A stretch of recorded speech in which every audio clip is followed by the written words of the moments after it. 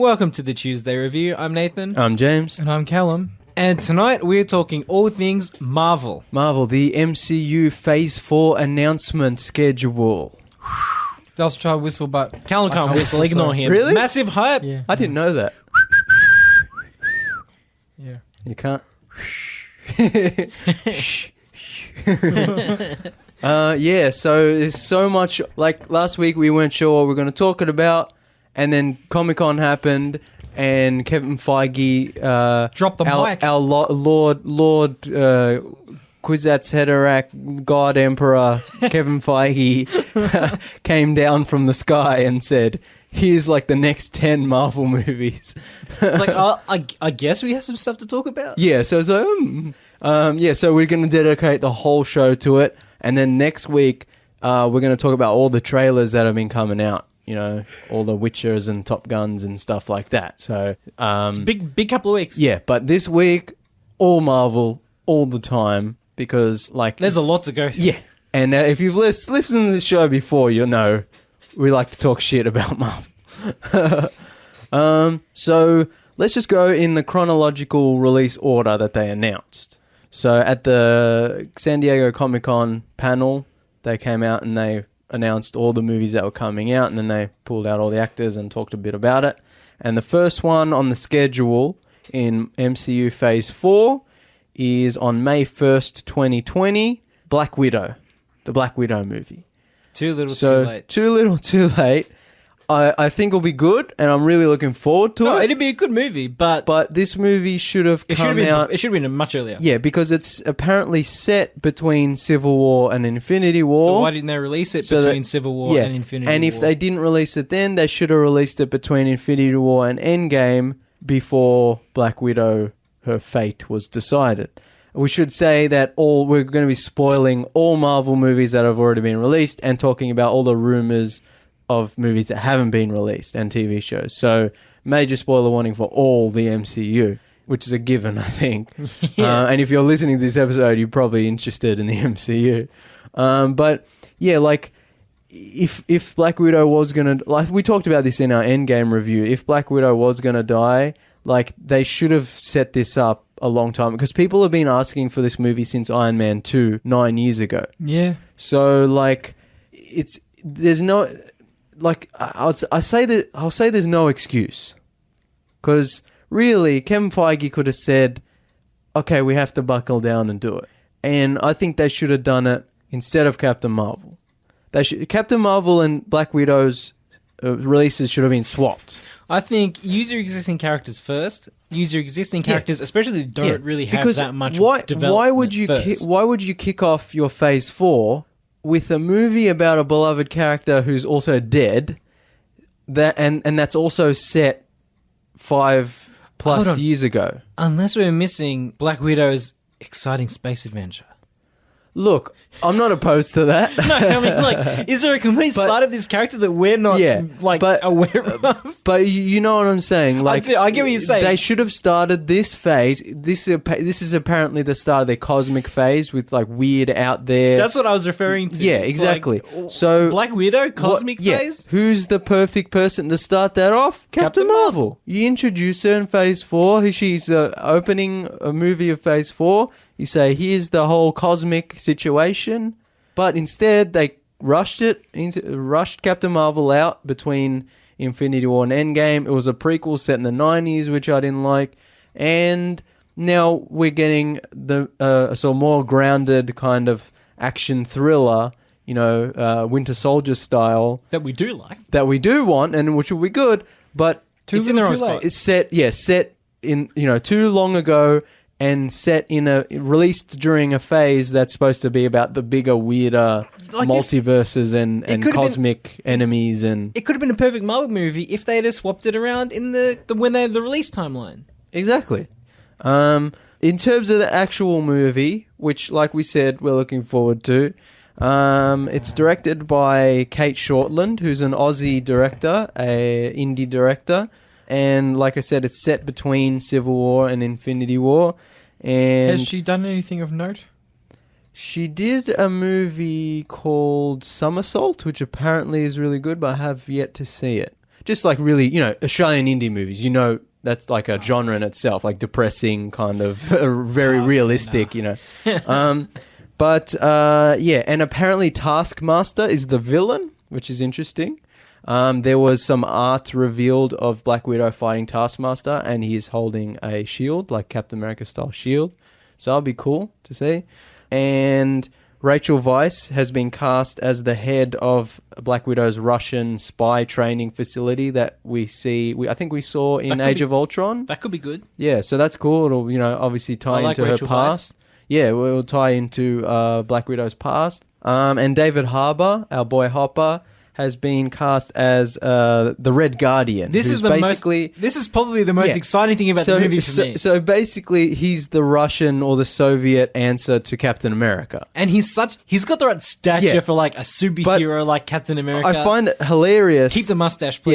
Yeah, I find it hilarious. I mean, we can't. I don't want to spoil Stranger Things, but like we already did the show. Yeah, no, but because it's a separate show. Yeah. But Hopper, let's say Hopper and the Russians are quite tied together in season 3, and the fact that David Harbour is now playing a Russian agent whose name Alexei. The humor is not lost on us. Yeah, so I'm excited, and that'll be cool because Black Widow, Natasha, obviously being from the Russian assassin school and then moving over to S.H.I.E.L.D. and then Red Guardian assuming also having a connection to the Russian, agency, and then, I think it's cool is he going to be a villain? Is he going to be a friend? Well, that's what I'm thinking. Is he going to be a villain or is he going to be like a superhero from Russia? And also as like I don't know. We'll find out. Taskmaster, as far as I know, has at one point in the comics also joined S.H.I.E.L.D. Like, even though he's mostly known for a villain, I think at one point he was in. So they could do a whole, like, switcheroo, where it's like, Red Guardian's a bad guy, Taskmaster's a good guy, and then they're like, no, switching around. Let's not forget that Norman Osborn at one point led the Avengers with an all-villain Avengers crew. Dude, we've said this before, comics are weird. So that's what I'm saying. It's like, it doesn't mean much that Taskmaster's in S.H.I.E.L.D. But that's what I'm saying is, like, they could throw you off. Like, our Taskmaster is a good guy, and Red Guardian is a bad guy, and then swap it. Yeah. Or a Red Guardian is a good guy. Oh, no, he's actually a bad guy. I don't want David Harbour to play a bad guy. I'm cool. Like, he can play anything. Like, but I want him to be a hero. It'll just be fun. It'll just be fun to see. And, as we say every time we talk about a movie, an action movie is only as good as its villain. That's and if true. You've got David Harbour hamming it up as a Russian villain, like... Yeah, I'll give you that. You know what I mean? That could be tight. So, I think... Like, we're all excited for it. If it does have that grounded kind of action thriller, Winter Soldier kind of action, that's great. But at this point, too little too late. Especially if, they're not going to pull some weird cosmic magic and bring Black Widow back, which I don't think they are. Hopefully not. God. All right, so... Falcon and Winter Soldier? Yes. So fall of 2020, which will be our spring, I believe, is the Falcon and the Winter Soldier. That's one thing I hate is when Americans call it fall, because the leaves fall off the trees.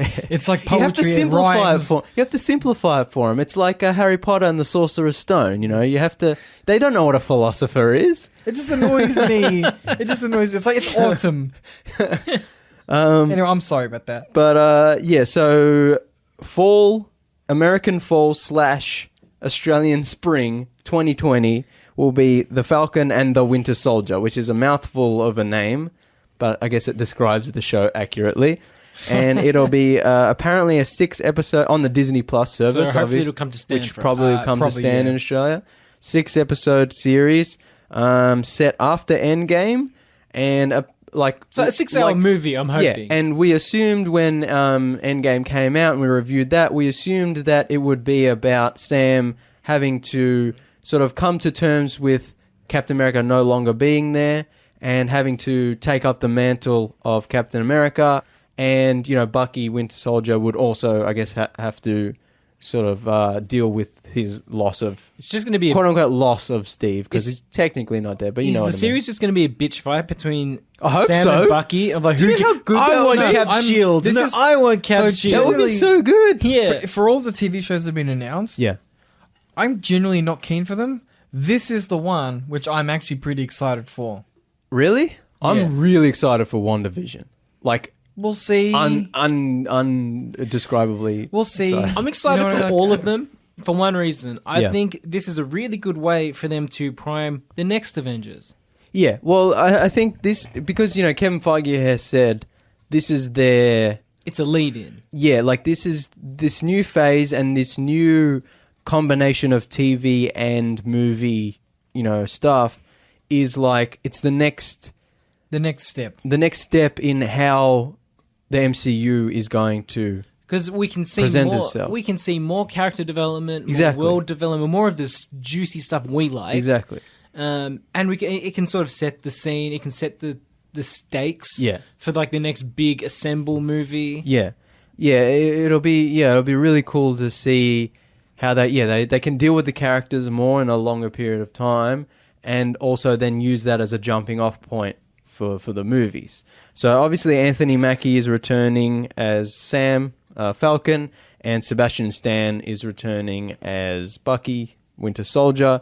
And what's really cool is that Daniel Bruhl is returning as Zemo, the villain from Civil War, which I'm really, really excited about because I loved Civil War. Probably my favorite. Zemo is such a classic comic book guy probably my favorite MCU film, and Daniel Bruhl was really good, and I really love what they did with Zemo and how they subverted our expectations, but in a good way, in Civil War. And now they're bringing him back, and apparently he's going to be like proper Baron Zemo with a purple mask and everything. Like they're going to full... So, and he's a good, like, classic Captain America villain, so it'll be cool to see, like, Sam go up against him. And will we see Sam turn into Captain America at the end? That will be cool, but they might leave that for a big movie reveal. But considering the schedule, what other movie would they reveal it in? I think they'll reveal it at the end of the series. Show, yeah. And then, like you said, lead into the new Avengers, in a couple years' time, and maybe he'll be, the leader of that then. It'll be typical Marvel cheese. Right at the end, after the credits of the TV show, there'll be like a phone call. Yeah. Nick Fury will be like, "Get together, there's a threat." Grab your shield. Yeah. And also what's interesting is Emily Van Camp is returning as Sharon Carter. So that's interesting as well. That's another kind of Winter Soldier kind of connection. Civil War kind of Captain America. So Bucky doesn't get let into the States because he has a criminal record. Yeah. They reckon he works for the Russians. What do you mean? He's already in. Oh, no, I was making a joke because you get visas and everything else. Do you remember that stupid? I was like, how would Captain America pay taxes? Do you remember? Dude, what the hell are you and you're like, you're the what guy, do you mean? His wife runs S.H.I.E.L.D. What do you mean? Also, you're the guy who reads all the ridiculous 80s comics. Like, you couldn't suspend your disbelief. God. So the IRS is no joke. Even Captain America doesn't mess with the IRS. So the next release is on November 6th, 2020, and that's The Eternals. This is what I'm most worried about. Yeah, no, so... If they can pull it off, it's going to be epic. But I'm excited. Yeah. I'm also very scared. Yeah, no, it'll require a shit ton of CGI, a huge budget, it's got a huge ensemble of characters, and... Pretty stacked cast. Yeah. I just don't understand why there are... And I understand diversity, but there's 2 gender swaps in this film. I like that. Which isn't a problem. No, I like that. But I'm like... I actually noted that down. I'm hoping what they didn't do is they're like, well, we have a character list here, and then they just roll the dice and said we're gender swapping X, Y, and Z. I'm hoping they had a direction in mind. I feel like they would have gone through the characters and be like, which ones Salma work Hayek, better. for example, with Ajax, for example. Yeah. I'm hoping they were like, we have an idea in mind for where we want to take Ajax, not just like, let's pick a name out of a hat and gender swap it. You know what I mean? No, I think I think they went through the list and like, what can we get away with? They were like, okay, like... What works for our vision? Yeah, exactly. If Thena is supposed to be female, which she is in the comics, and, Icarus is the quote-unquote handsome leader, and he's male, then in between, what can we play with? I'm hoping whoever wrote the movie and Kevin Feige, producing it, like, I hope there was some thought into... I'm sure there was. Most of the MCU movies are fantastic. Yeah. The only look if you Look, even the worst MCU movies are not that bad. No, so the only thing contextually related to this would be Captain Marvel. Yeah. And the only reason I was upset with Captain Marvel was because they didn't retain the essence of that character. Yeah. So as long as Ajak is still Ajak, it's just Salma Hayek. Well, that's actually I'm still fine. That's something I want to talk about. So let's go through the list. So I guess we should say, because the Eternals aren't particularly popular. They're not. They're not Hulk or Iron Man. They were a classic Kirby creation. Yeah, Jack in the Kirby. 70s, yeah. But then Neil Gaiman kind of started to bring it back in the 2000s. 2006, I think. Yeah.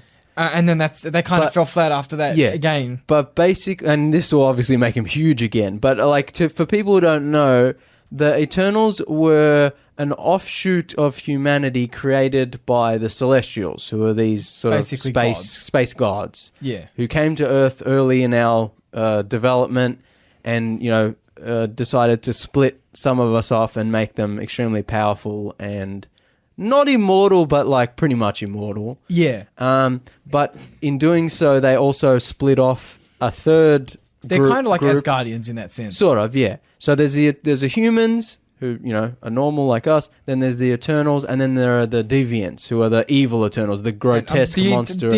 Did the Eternals create the Inhumans, or am I thinking of something else? Google it. Look that up. But anyway, yeah. So the Eternals are basically an offshoot of humanity who are given Superman-esque abilities. They can fly. They're super strong. They live and they don't age for a long time. They can shoot beams of energy and so on. And they protect Earth from secret. No, the Kree created the Inhumans. Oh, okay. I'm an idiot. Yeah. There's so many races sometimes. No, there's so much. I'm not really a cosmic Marvel Comics reader. It gets crazy.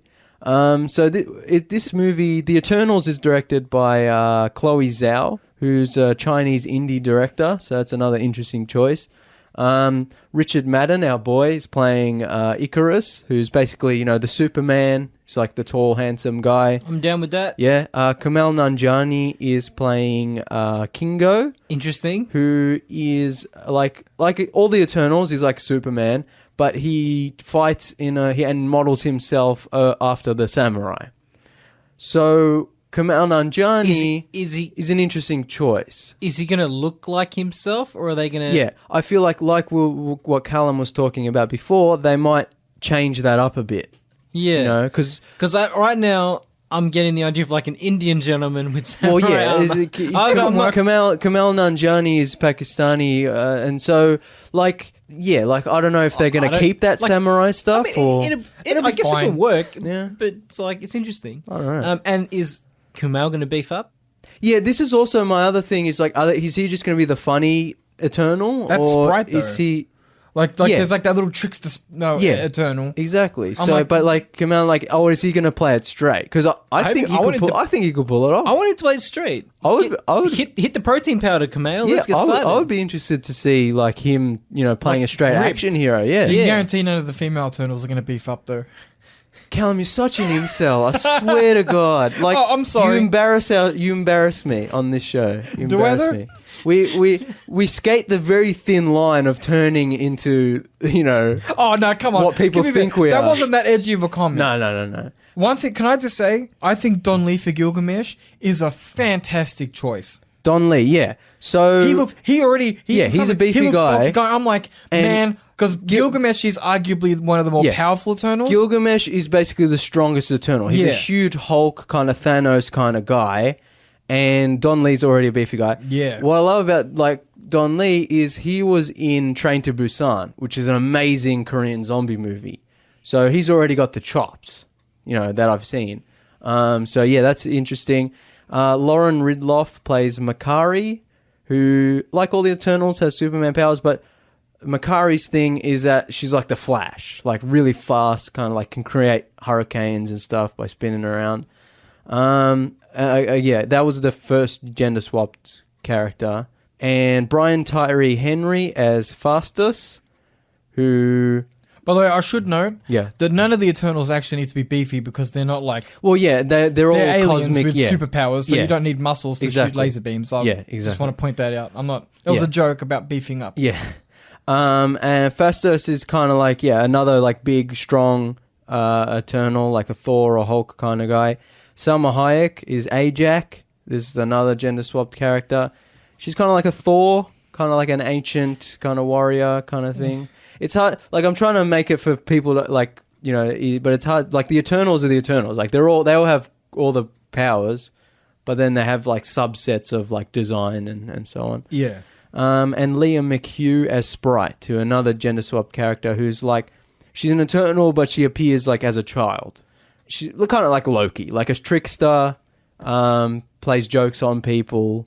So yeah, Don Lee as Gilgamesh we mentioned, and Angelina Jolie as Thena. You know, the big kind of I hope she doesn't kind of leader. overshadow the rest of the cast. Well, considering how stacked the cast is and how big the cast is, like I'm pretty sure Richard Madden and Angelina Jolie, like them two. I don't know if Thena and Icarus have a thing in the comics, but like that kind of bookending of the cast feels like they're the two kind of main, and then everyone else is the rest of the ensemble, you know. We'll see. Like, I just hope, as long as the essence of the Eternals remains and they don't dramatically change the personalities or the powers, I'm like, we'll see what happens. Like Captain Marvel, in terms of that, Captain Marvel was a shit show. Yeah. So we'll see what happens. So also like they have to be careful with, you know, the CGI and the big, because this is their big cosmic stage. And will be their biggest kind of cosmic movie, even bigger than Captain Marvel. See, and that's another problem with Captain Marvel. It didn't really do well with the big cosmic action scenes. You know, they don't even have to. Yeah, they're going to have a lot of CGI. Yeah, but they don't even have to have fights all that often. No. As long as there's just two or maybe three well-done fight scenes. I guess Guardians of the Galaxy pulls it off pretty well. Yeah. It's just they have to transport the characters, the powers of the character. The characters, the Guardians themselves don't have Eternals level power. They're not all Superman. So you have to kind of transport Superman, a group of Superman, into a Guardians of the Galaxy-esque world. Like, you don't even have to see their powers that often. Yeah. As long as, like, as I said, maybe a few key battle scenes where you see them exhibit their individual strengths. Yeah. But, like, as you said, the problem is if you do it straight comics, that's a lot of CGI. Yeah, no, they'll definitely try to pare it down a bit. But yeah, hopefully they don't do what Captain Marvel did and like not show a lot of the cool cosmic action and also not do all the cool or they turn practical or they turn human Gilgamesh into some scientist who has no powers and is just there. No, they won't go that far. I'm only joking, but you know, that's like I said, the last time they dealt in these cosmic characters, like it made me a very upset boy. Yeah. I should say man-child. Yeah. A very upset incel man-child. Very upset incel. As a cis white male, I was very upset about what they did with Captain Marvel. So the next release is February 12th, 2021. And this is interesting. This is Shang-Chi and the Legend of the Ten Rings. Callum has opinions. Yeah, no, I'm not familiar with that comic, but I'm keen for it. So... First off, Callum, we should say... this has the Mandarin. Yeah, no, we'll get to that. Wait, real Mandarin or bullshit Mandarin? Real Mandarin. Yeah, that's fine. Yeah. Okay, we'll get... Because I know Callum's going to... Callum has opinions. Yeah, Callum's going to jizz all over the desk here. So, this movie is directed by Destin Daniel Cretton, who directed Short Term 12, which is a really good indie movie starring Brie Larson. If you ever have a last name or a surname you're not familiar with, just assume it's French. I would say... Creton? Destin Daniel Creton. No, but he's an American guy, I think. Say it with confidence. But yeah, so Short Term 12 is a really good movie. He's also directing Tokyo Vice, which is a kind of noir mystery series that's coming out. I think it's on HBO Max. Doesn't help us, James. Yeah, right. no. But anyway, like he's I'm always down for noir. Yeah, so you know, interesting director. Another interesting choice that like. We talk about this sometimes about how Marvel picks these interesting directors and then doesn't let them be interesting. That I'm sure they'll let him be interesting in certain ways and not in others. Kind of like with Captain Marvel, where the directors who are known for indie movies were kind of like, you know, the character stuff might be interesting, but the action and the sci-fi stuff is not interesting. You know, so they really need to work on that stuff. Kevin Feige is a flawed god. He's not perfect. But yeah, Shang-Chi is basically the greatest martial artist in the world. What about Iron Fist? I reckon he's better than Iron Fist. But see, Iron Fist has power. Your trick comes getting triggered. Okay, so Iron Fist has powers, right? The thing with Shang-Chi is he doesn't have powers. He's just so well trained and so strong of mind and body that even without powers in the comics, he's known to have defeated superpowered enemies. Yeah. I don't know. I'm excited for this film. Yeah, no. I know nothing about it, but I'm still down. Yeah. So Chinese-Canadian actor Simu Liu has been cast as Shang-Chi. Awkwafina has been cast in an undisclosed role. I don't like Awkwafina. Really? No, I do not like Awkwafina. Okay, she's a bit too awkward. Yeah, a little bit too cringe. Not. I'm sure she'll be like the comic relief character. Yeah. Do we have to have comic? I suppose it's a Marvel comic book movie. I suppose that's an appropriate place to have comic relief. Yeah, I mean, there's like she can play the Michael Pena kind of role, like Ant-Man. Like she can be the funny side. Like maybe does Shang-Chi have a sister? I don't know. Like Yeah. So what's interesting is that Tony Leung is playing the Mandarin. So not the fake Mandarin we see in Iron Man 3. Ben Kingsley? Which is not reprising his role. I don't have a problem with, but I'm going to take a page out of James's book and say that made me physically ill. Yeah, not me, because I loved it. Iron Man 3 is a great movie. It is a good movie. But a lot of neckbeards got angry because they appropriated the Mandarin name. So you say neckbeard, but it's like I said, right? It's not about... It's not about delivering a good or bad performance. It's about taking a character from the comics and then taking a giant dump on it. And I would argue they didn't do that because he's not the real Mandarin. They took a... He was the real Mandarin until people complained so much that they made the short film. No, they did retcon it in a little clip released later on. That's what I'm saying, is that clip... They just did that to appease, to shut up the neckbeards. If that clip never existed, the way Iron Man 3 presents it is that he was never the real man. There was no Mandarin. That's the point of the movie. It's genius. But they tricked Iron Man. They tricked the audience. That never leaked before the movie. The audience didn't know that Mandarin was fake. If that was the real Mandarin, you would have been on board. Wait, do you mean with the rings and the powers and all that? Yeah, like if Ben Kingsley as Mandarin had the rings and was never revealed as a fake actor, you would have loved it.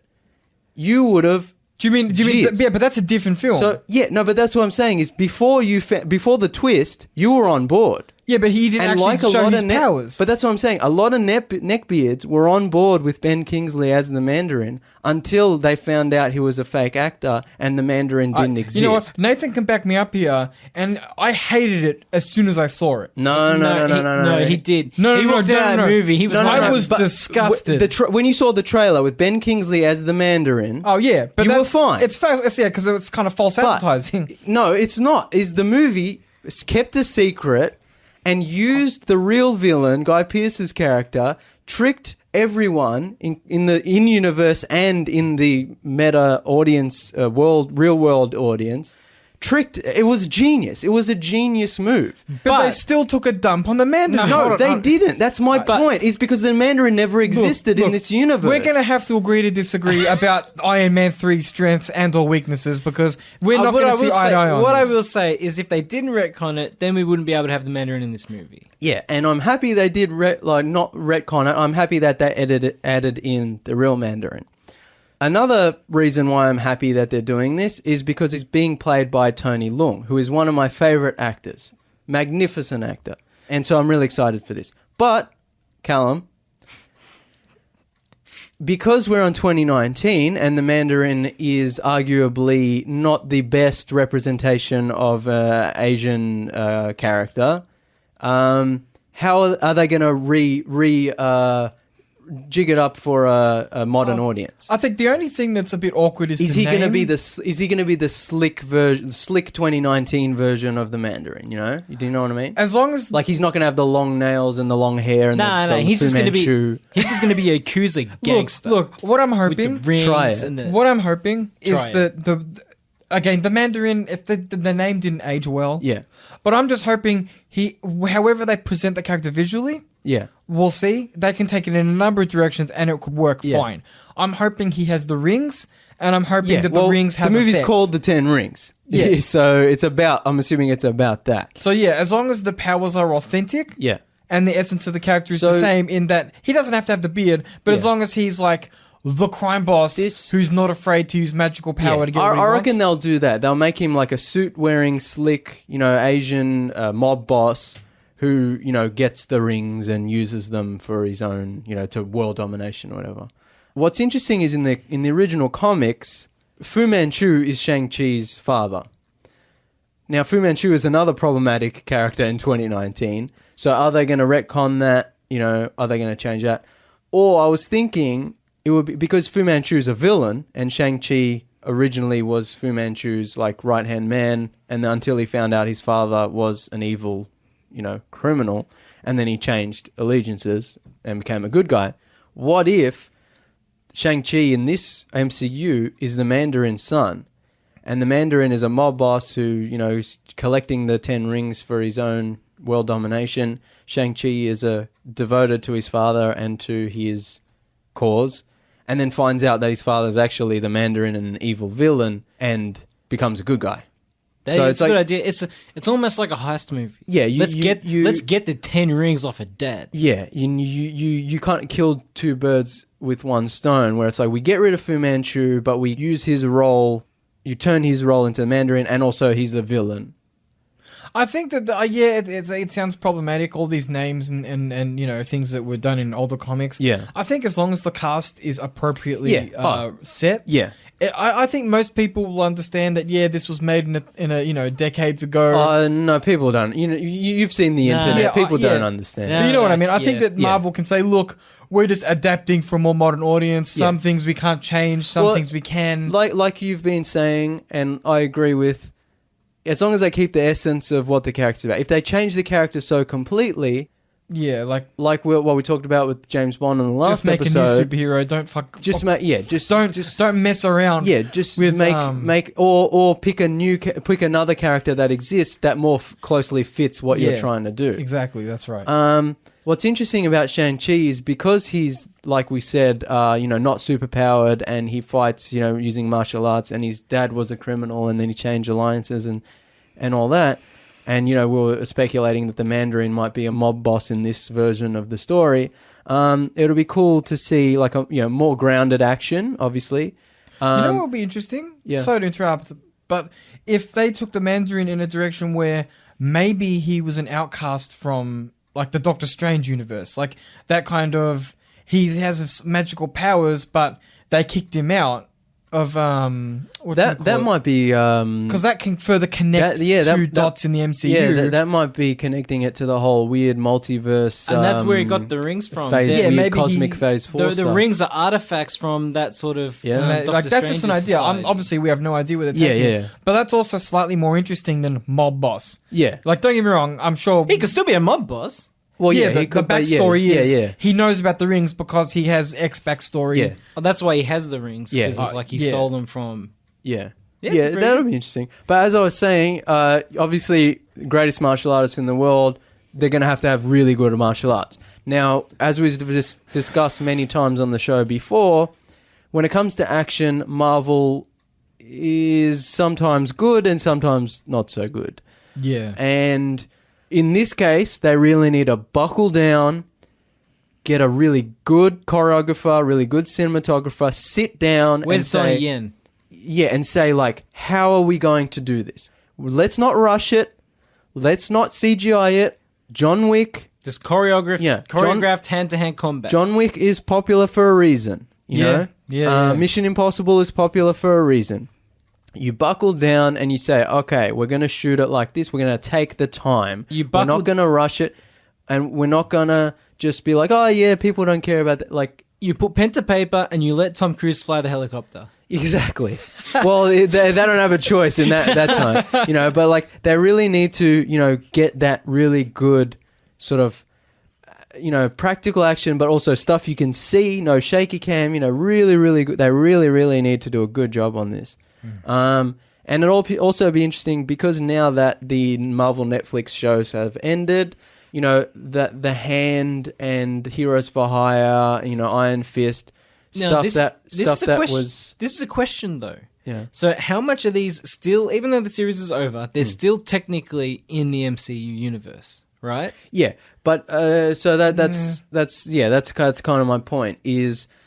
because that stuff can no longer be explored in the Netflix universes, it'll be interesting to see, if not in this movie, but in the next 5-10 years of Marvel, in Shang-Chi 2 or Shang-Chi 3, will we see the Hand? Will we see Heroes for Hire? Will we see Luke Cage and Iron Fist in the mainline MCU? I hope so.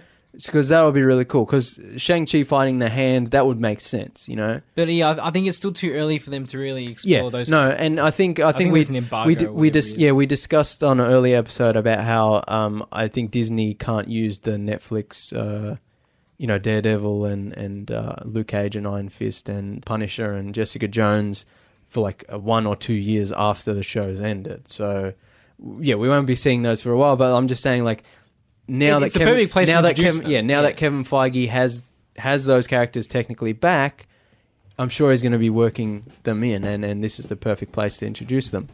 So next release is in American Spring or our autumn. Probably one of James's most anticipated shows. So autumn 2021, WandaVision, the new Disney Plus series, 6 episodes on this one, set after Endgame. So kind of confirmed that they're going to bring Vision back somehow. Paul Bettany obviously returning as Vision. It'll be really interesting if the whole series is about his resurrection. Yeah. So I don't want what I'm worried about. Paul Bettany gets the big dollars for sitting on a slab for the whole season. What I'm worried about. Obviously, I know nothing about this TV show. Yeah. But what I'm worried about is this is going to sound hard. I don't want a romance drama. Look, you know what I mean? Yeah. I was like, if it's just a romance drama from start to finish, I'll be a little bit disappointed. But I won't lie, I would also be kind of okay with that. I think it's nice to have a slower paced exploration. And you want to develop their relationship more and so on. But yeah, also I would like to see Scarlet Witch and Vision fighting bad guys, using their powers, flying around. That's I want stuff too. I would like a quest to resurrect the Vision. Yeah. So maybe you could have Paul Bettany in through flashbacks, and then in the final episode, maybe he comes back. Then cue the Doctor Strange crossover. We'll talk about that as well, because there's, like Kevin Feige has said, all the TV shows and movies are interconnected, and you have to watch them all to understand. You can't skip the TV shows and just watch the movies. So we'll talk about that connection. So Paul Bettany's returning as Vision. Elizabeth Olsen is returning as Wanda, Scarlet Witch. But what's interesting is that Teyonah Parris is in the show as Monica Rambeau, the adult version, who we saw the child version in the 90s in Captain Marvel. The Captain Marvel they should have gone with to begin with. Exactly. But this is interesting. Why are they introducing her in the WandaVision show? Really awkward. Why not in Captain Marvel 2? Or I feel like there must be a good reason. My assumption would be, at this point, maybe she's already an established character. Well, like a hero. This is the thing, is in the comic books, even though Monica Rambeau at one point took up the mantle of Captain Marvel, she's also her own superhero. Yes. She's gone by many names. Yeah, the main ones being Photon, Pulsar, and Spectrum. So it's possible that in the quest to resurrect Vision, Scarlet Witch somehow comes across Monica as a superhero, or helps in creating Monica as a superhero. Interesting. Yeah, very interesting. Elizabeth Olsen has said that the show's going to be very weird. Which we're down. I'm down for that. Give us some Lynch. That's actually what I was going to say. Can we have the whole WandaVision directed by David Lynch, and then I'd be down for it immediately. Like people talking backwards, strange trees. Yeah. So I think like what I want to see is, like, there was a comic book run recently where Vision like creates his own weird Vision family. Like that, I think if Scarlet Witch uses her powers to resurrect Vision and then uses her powers to create children, and they have like, it's a weird like family show, like drama, but it's also got this weird kind of tinge to it, like something's unsettling. Something's a bit unsettling about it. So that would be cool. Also, they've said that this show will show how Scarlet Witch gets her name, because she has. They haven't called her Scarlet Witch? No, they just call her Wanda. So, but this also could mean, and I don't know how much they've talked about this, but we'll get to see her full breadth of powers. Like, she'll be able to unleash her full potential. So that will be really cool. Potentially, we don't know. Yeah. And so, yeah, I'm just really looking forward to it because I love Vision and I love Wanda and both of them together. And I really want to see how they bring Vision back because I was sad that they didn't bring him back yet. I think a series like pop this... one of the stones back in his head, done. The stones are gone. They were destroyed. Oh, my bad. I think a series like this would be the perfect intro to like the X-Men as well. Later on down the line. Well, we talked about in the end game, like, you know, if Scarlet Witch can create children, you know, and she is technically Magneto's daughter, even though they couldn't say that. But now they have the rights back. They could start exploring that. Yeah. She could now they have the rights back. They have this series. They can say, well, actually, she was a mutant the whole time, and actually, the Mind Stone or whatever stone it was. Just start laying the seeds. Yeah, it awoke her latent mutant abilities. So yeah, that'll be cool. So next release is May 7, 2021. Oh, man. Is Doctor Strange in the Multiverse of Madness. Yes. Probably my most hyped movie. One great title. Yeah. 2, multiverse confirmed. We were all speculating, how they were going to introduce that. Kevin Feige said ages ago, it was like movies and movies ago, they confirmed it then, but everyone was just like, eh. Did they? Yeah, though? it was. He said in Comic-Con, he's like, it's been confirmed for years. It was a plot point. We never... Where? I'll look it up. Continue talking. Yeah. So Scott Derrickson is returning to direct. He directed the first Doctor Strange. Benedict Cumberbatch is also returning as Doctor Strange. What's interesting, and why I'm really excited, is that Elizabeth Olsen is in the movie as Wanda, Scarlet Witch. And this movie apparently is coming out after WandaVision, or around the same time. I'm wondering if in her quest, whatever that quest might be, she gets trapped in some multiverse location, and then Doctor Strange has to try and rescue her. Is it possible that in her quest to resurrect Vision, she opens the multiverse or travels to the multiverse or goes to Doctor Strange and says, do you know about this multiverse, to get a different version of Vision because she's so... pull one out. Yeah. And in doing so, she opens something bad happens. The multiverse was confirmed in the first Doctor Strange movie.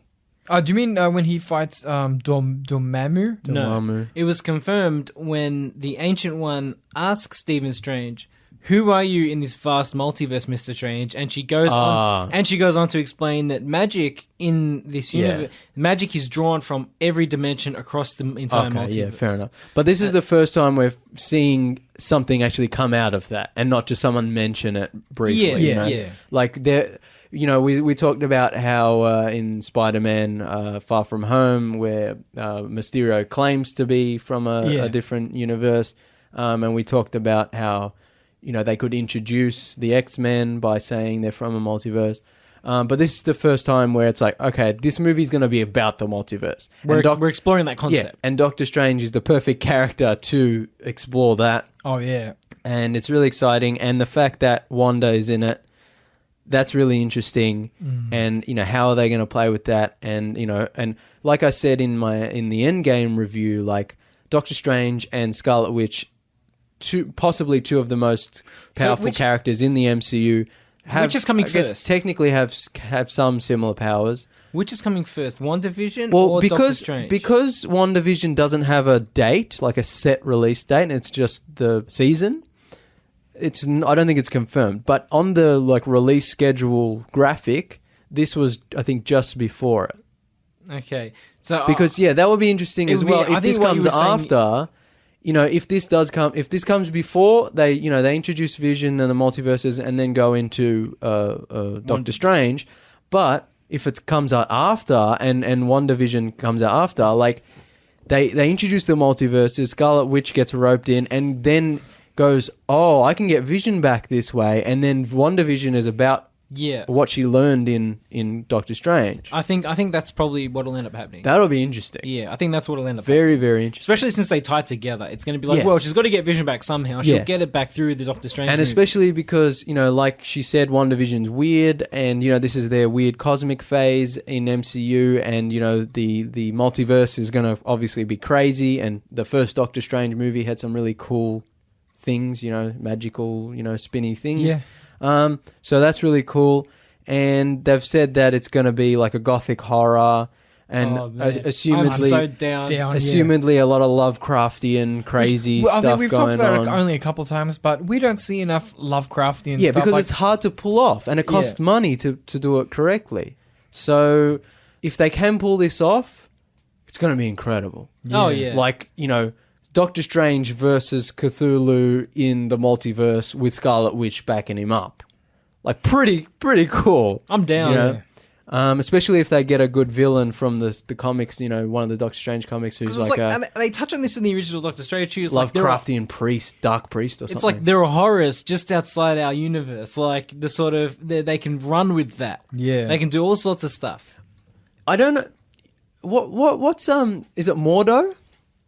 Chiwetel Ejiofor's character in the first Doctor Strange, the guy who starts off as a sorcerer and then he leaves and then and there's like a end credits stinger. At the end of Doctor the African Strange, American gentleman. Yeah, he's the English guy, I think. Oh, my bad. Yeah. I've got a picture up here. But you remember, like, he's a sorcerer and then he doesn't like the ways Baron Mordo. Mordo, yeah. So I was right. So yeah, and he leaves the Sorcerer's Order and he becomes a villain.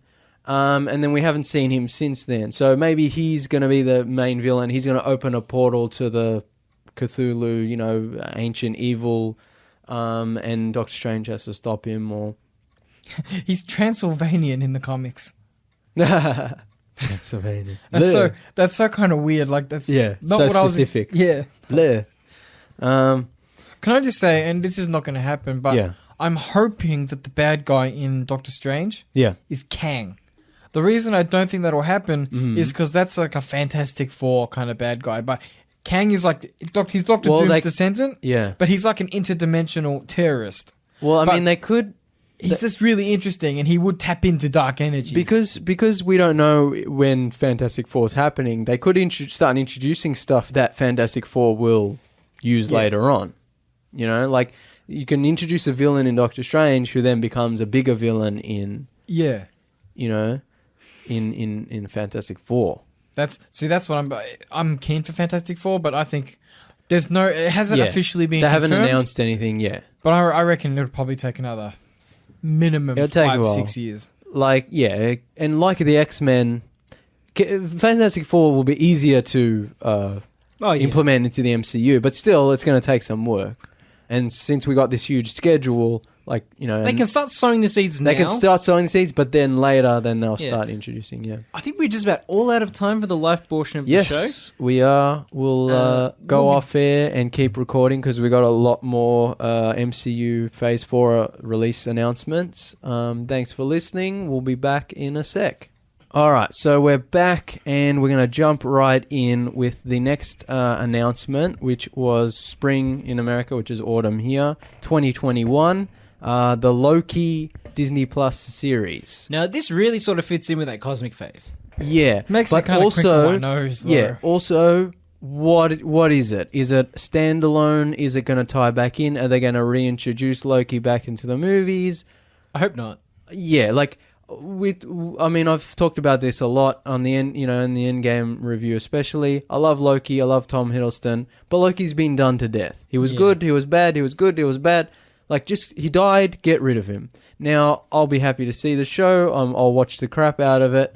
It'll be fun, I'm sure. But, is that what we want? Yeah, exactly. And, I don't know, I'm not super excited, and like with all these shows, it'll be. We say we're not super excited. But we're gonna watch the fucking shit. We'll watch all of them. But with all of these shows and movies, we'll just have to wait and see what they do with it. If they do something really interesting, I'm sure Kevin has a plan. Yeah. Yeah. And we'll just have to wait to see what it is. So far, he hasn't let us down that much. Yeah, but I think it was confirmed because we were speculating after Endgame whether this series, where it was going to be set and how they were going to go about it. I think Kevin Feige has said that it is set after Endgame and will take place, or I should say it takes place after the scene where Loki steals the Space Stone. So this is... But chronologically in the timeline, it's a prequel. Yeah, so technically, we talked about this on Endgame as well. Technically, this Loki is not the Loki from... It's a split universe. Yeah. So I'm assuming they're not going to introduce him back into the movies. They're just going to be like, here's a fun adventure show because everyone loves Loki and Tom Hiddleston, and it's just a side alternate reality show. We hope. Well, that's what we hope, yeah. There was, I think, a photo like leaked of like Loki walking like in the 70s. So it's like we said, it's going to be like in the Endgame review, we talked about how it might be like Loki's misadventures through time. Can we have Loki killing JFK? Oh God, don't. I'm not 100% against that. JFK is going to reveal the existence of. But see, like, so is chaos. But aliens are actually Asgardians. So actually, this raises an interesting point. The Loki in this show is technically the Loki from the first Avengers movie, who is full evil Loki before he turned good, you know. And I think Tom Hiddleston and Kevin Feige said that's this version. So this will be like fun, evil trickster Loki, and not like, you know, Endgame, like Infinity War honorable anti-hero type guy. Yeah, like a Thor Ragnarok, like anti-hero Loki. So that'd be interesting, yeah. If he's like trying to get a hustle going, you know, maybe. It also depends. Like, is it all set in the 70s? I hope not. I reckon. Like, I hope it's like an adventure through time, and with this multiverse, you know, stuff that they're talking about, and this coming out after Multiverse of Madness and WandaVision. Like, are they going to introduce some of that stuff? Like, you know, it's just Loki being, you know, going through time, going through dimensions. It's like a fun kind of thing. Yeah. Like a standalone thing. That'd be really cool. So next release is summer of 2021, which is our winter, and is called What If? And it's another thing I'm very excited for, actually. Animated anthology series, which just basically details different alternate reality scenarios. So, now, like, what if... For me, this will live or die by its animation style. Yeah, it depends are all episodes going to look the same? Are they going to do a Love, Death and Robots thing where it's different styles of animation? That's preferable. I would prefer that. I feel like it's just going to be a very generic animation style, and they're all just going to be the same. Or it's like a comic book animation style.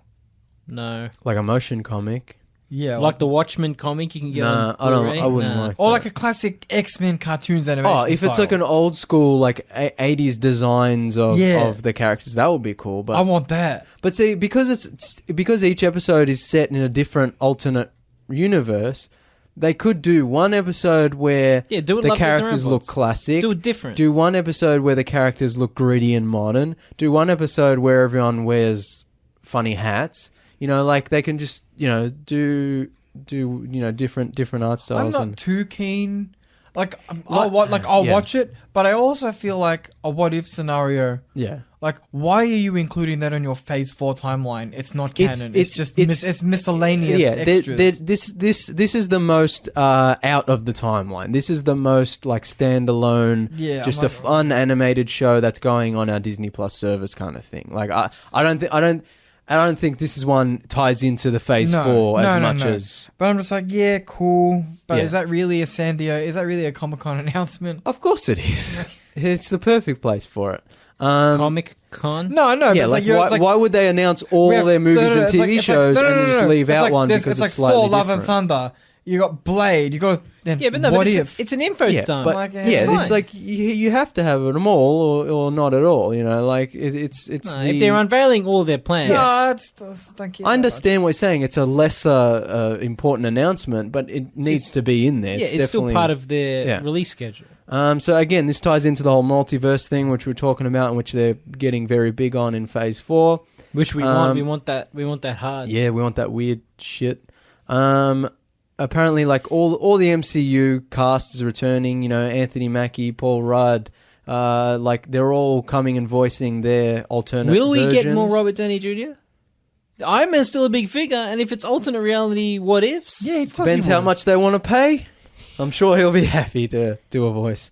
But what's interesting is Jeffrey Wright is cast as the Watcher, so he's gonna like narrate the series and be watching these alternate, scenarios. He's only doing that because Stan Lee died.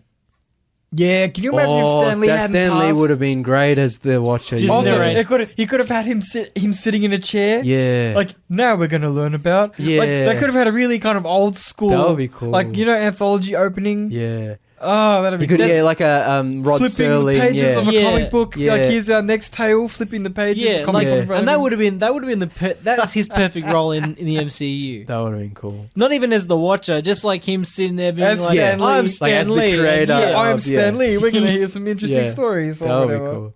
See, then you would have been excited for the show. I think it's Stan Lee. Well, look, we can get the best. Get rid of Jeffrey Wright. Put Kevin Smith in. I'd be down for that. No? I love me some Kev. That's not the same. That doesn't have the same level of weight of Stan Lee. That's true. And Jeffrey Wright, I love Jeffrey Wright. So, next announcement was fall of 2021, which is our spring. The Hawkeye Disney Plus series. The content that should have been seen before Endgame. Exactly. What's interesting though is while I was researching these, this one seems to have 8 episodes. So all the other Disney Plus series it's because they have to do more work on his character. Maybe. But like all the other ones have been 6, as far as I know. Yeah, it's because they actually have a character in a backstory, where for Hawkeye, they're going to have to make it up as they go. Well, see, that's the thing is like with all these shows we keep talking about, what are they going to do with it? What are they trying to do? Are they trying to set Hawkeye up as the next, big character in the MCU? Nah. Or because they have announced that Kate Bishop is going to be in the show? Yeah, I reckon it's going to be the torch. It's going to be the passing. Isn't it? I read that this show is in the space between the Snap and Endgame, where isn't it about his progression from being Ronin? No. I don't think so. No, I don't think. Oh, maybe. I'll look it up. I read somewhere that this show involves his transition from the Snap to Ronin. We'll talk about that. Let me go through my dot points and we'll circle back to that. So Jeremy Renner obviously returning as Hawkeye. They're introducing Kate Bishop as Hawkeye's protege, that mentor-student kind of relationship that was in the comics. They haven't cast Kate Bishop yet, though. It's apparently being loosely based on the 2012 Hawkeye comic series, which apparently was really, really good. I haven't gotten around to reading it yet. In the Endgame review, I speculated that they might be rewriting Kate Bishop as his daughter, because in Endgame, they aged up his daughter quite substantially in between when you see her in, I think, Age of Ultron and when you see her in Endgame. And she goes from a 5-year-old to a 15-year-old. And so I was like, why would they do that unless they're going to use his daughter as his protege?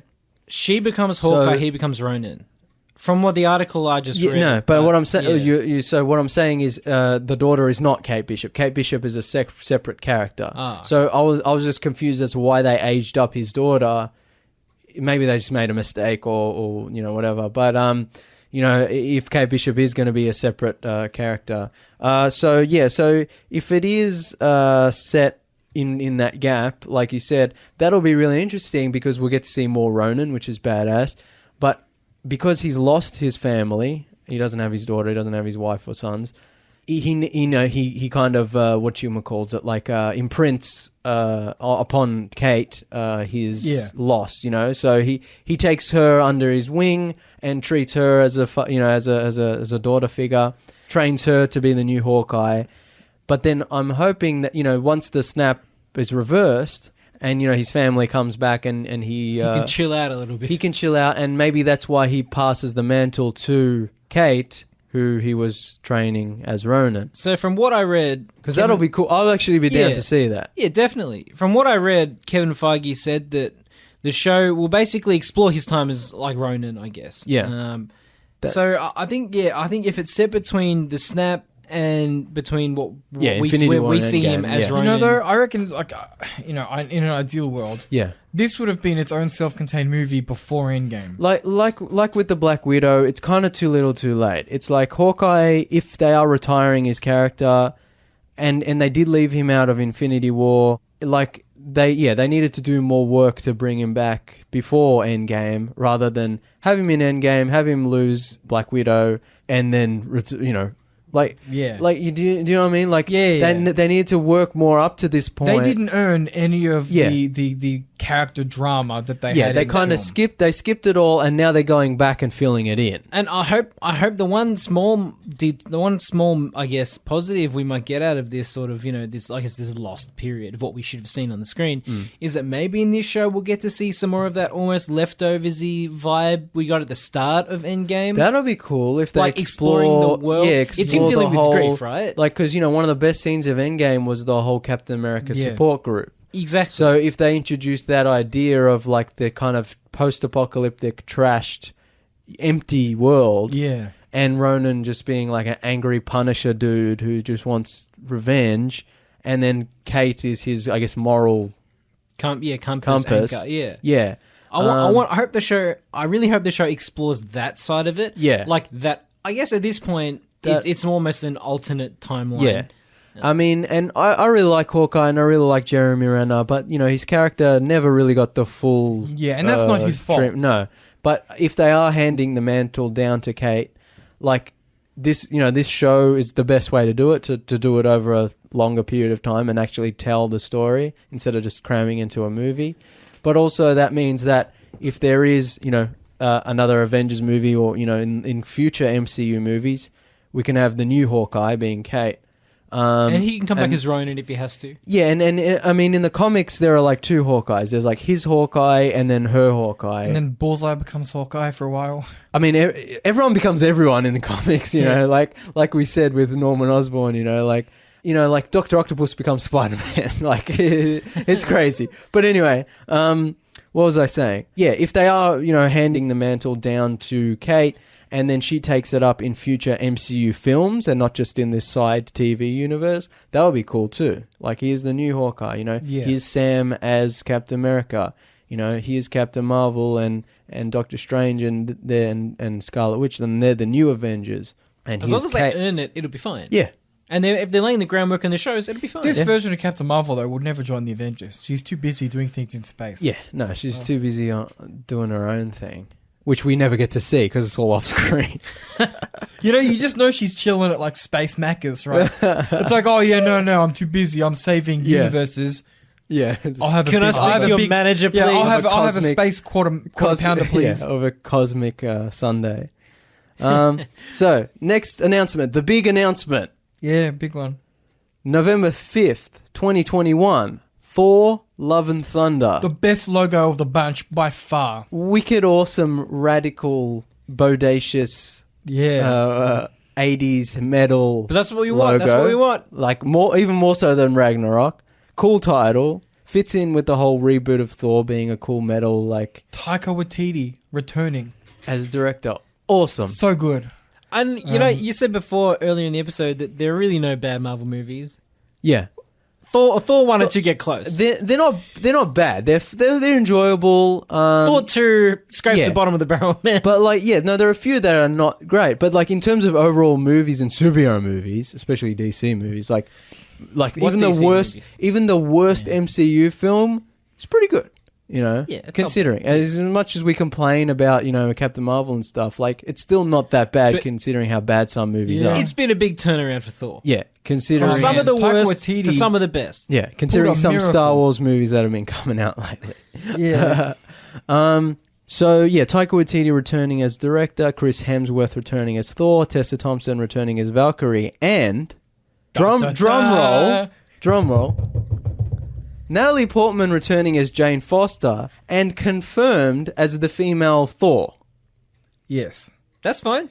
That's awesome. That's good. That's the most unexpected announcement. Yeah. Well, the only reason they'd get her back is if she played Thor, which is fair enough. That's the thing. We talked about in the Endgame review how, as far as I knew, Natalie Portman wasn't really interested in returning to the MCU. She didn't really like her role as Jane in Thor 1 and 2. And there wasn't a lot to like, let's be fair. Exactly, and that's 100% understandable. Jane was never... She was the love interest, was never particularly an interesting character. Natalie Portman's a great actress, right? Yeah. It's not her fault. No, exactly. And so she decided not to return for Thor Ragnarok, and that kind of worked out because Thor Ragnarok was used as sort of a soft reboot of Thor.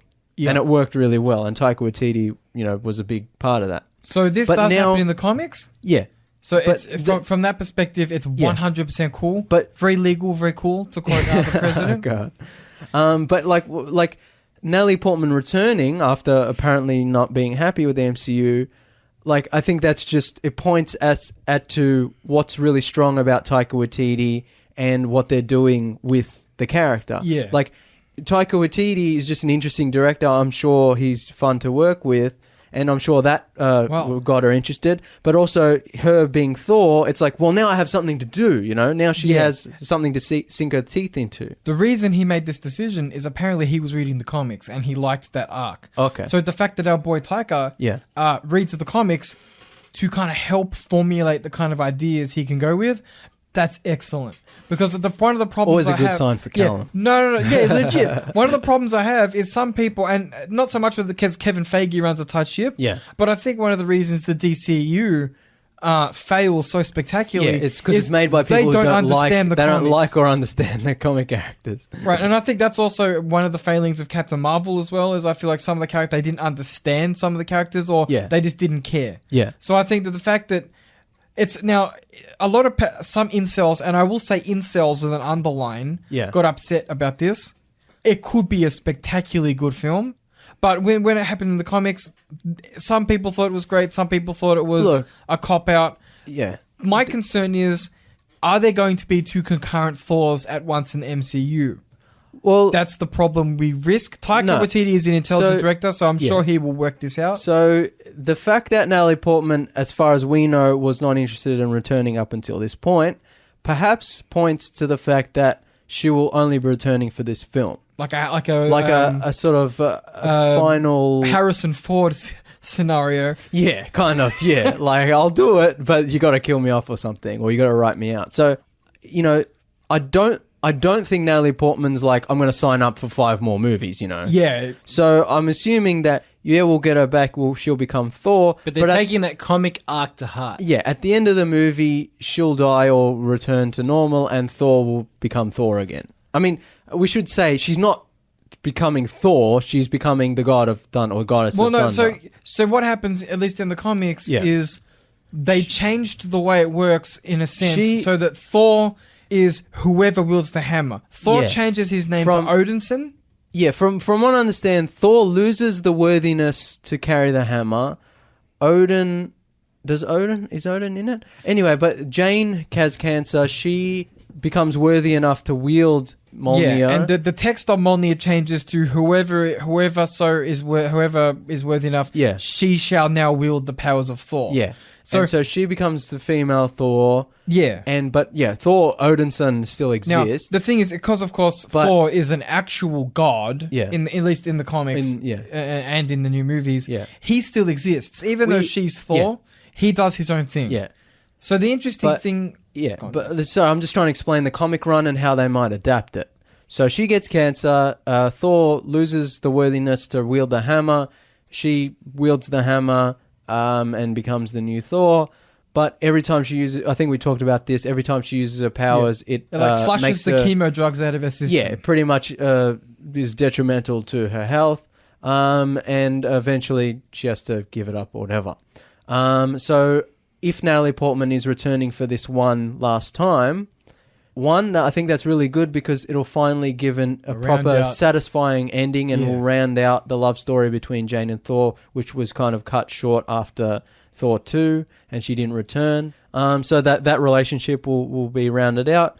But also, she'll get cancer or something and she'll have to take up the mantle of Thor. You know, Thor might go to save her and go, the only way I can save you is if you take the hammer or whatever. Or, we still don't know... after Endgame, he's still kind of... He doesn't really know where he belongs. He doesn't know who he is. He'll go back to Jane, and she'll be like, "You're fat." But and he'll be like, we were speculating. We were speculating like Thor doesn't know where he fits in. Yeah, he's gone off with the Guardians. He's kind of floating around. And we were speculating like he becomes the new Odin. He becomes the new leader of Asgard. So in the comics there's a run, and this is not connected to Femme Thor. Yeah, but in the comics there's a run in which there's no longer an Odin. So he essentially replaces Odin. He becomes what's called Rune King Thor. Mm-hmm. Look, I haven't read the arc, so maybe I butchered that, but that's just from what I understand. he does double the trials of Odin. So in folklore, Odin undergoes a series of trials in which he gains his powers. Yeah. Like he loses an eye, he spends 7 days on the World Tree, etc., etc. Yeah. In the Rune King Thor arc, Thor loses both of his eyes. I think he spends 14. If it's doubled, he would spend 14 days on the World Tree and so on. Yeah. So essentially, he becomes double the power of Odin. Yeah. Which, but obviously they won't adapt that part. That's a movie but they might adapt the fact that he takes up the mantle of the new leader of Asgard. Yeah. Which he was Jane, sort of de facto anyway. Which he kind of is. But also they explain that, at the end of Endgame, Valkyrie, Thor says something like, I have to go off and, find my own self and you have to find your own king. And she says, or queen or something like that. And at the Comic-Con panel, Tessa Thompson, who plays Valkyrie, said something like, I need to find my queen. So, there's speculation that, like, she's, going to get involved with Jane, either romantically, because they've confirmed that Valkyrie is bisexual, or just the fact that she's looking for a new leader. Someone to serve. Yeah, it's like... So, I don't think they'll install Jane as, like, the new leader of the Asgardians, especially... That'd be weird. Especially, they'll be out of nowhere, and especially if Natalie Portman isn't going to return for 10 more movies. I'm pretty sure Femthor has it off with the Falcon in the comics as well. So that'll be interesting as well. But they're not going to keep Jane Foster in the MCU for very long, I'm sure. Like we said, the comics are really weird, and everyone is everyone, and everyone's had it off with everyone. But yeah, like my ultimate point is they can introduce Jane as... Well, it's raining pretty hard. I'm saying the tin shed's about to blow over. Oh, you can probably hear that on the recording. Yeah, probably. Just speak over it. Speak a little louder. Yeah. So what I was saying... Sorry, guys. Sorry, we're recording in context. We're recording in a tin shed. Basically, yeah. So when there's bad weather, remember in school you had those portable classrooms? It's effectively that with some recording equipment and a little bit of insulation. Yeah. Obviously, not very effective. Not much. Yeah, there's like no soundproofing in these. So occasionally you can hear the weather or someone doing dowies. Anyway, doing dowies in the car park. So what was I saying? Yeah, so they might introduce Jane as Thor, but it's like a more of a way to bring an end to the love story of Jane and Thor, and write Jane out, give her a satisfying ending, and in doing so, also give Thor his purpose back, because he's kind of still a bit, he doesn't really know where he fits in. He needs to work off the donuts. He's still, we'll see. Like maybe he gets to that training montage that Nathan wanted in. I feel like they could have done it in a comic book way, but just swing his hammer for a little bit. Maybe like you said, where Jane is like, you're fat, and he gets really sad, and then he's like training montage. But I feel like as an Asgardian, as a superhero, he could just throw his hammer around, and I would just want a really cheesy, like flab melting, ab building transformation. He's just like swinging it around. I feel like that's cheating. A flash of lightning, and then he's yeah. Like I know he's a god, but I think that's cheating. But like I think Callum and I were talking off air one time, but like the way Thor's powers work in the MCU, they play fast and loose with that. Yeah, they do. At first, it's like you have to be worthy to hold a hammer, and then Odin was like, "Are you the god of hammers? You're still Thor without the hammer." And then Infinity War, they're like, "He needs his hammer," And then like now there was 2 hammers in Endgame, and but also then they sent Mjolnir back to the timeline. So if Jane does wield Mjolnir, it'd have to be a new Mjolnir. So maybe Thor creates a new Mjolnir to give to her for some reason to cure cancer. I don't know. This is super petty of me to nitpick like this, because I loved Endgame. Yeah.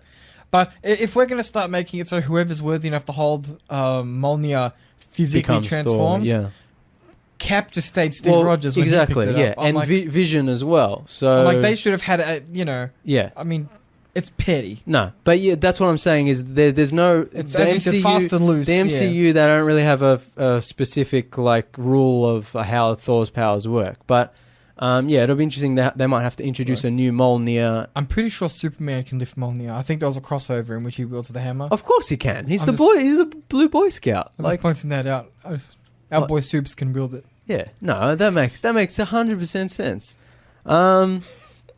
So the only thing is this, because Guardians of the Galaxy 3 was pushed back to after James Gunn finishes his Suicide Squad movie, in 2021. So Guardians of the Galaxy 3 won't come out till after 2021. That sucks. So this Thor Love and Thunder, which comes out the end of 2021, will assumedly be set before Guardians of the Galaxy 3, but also like, so that kind of adventure with Thor and the Guardians, we'll see how that works out.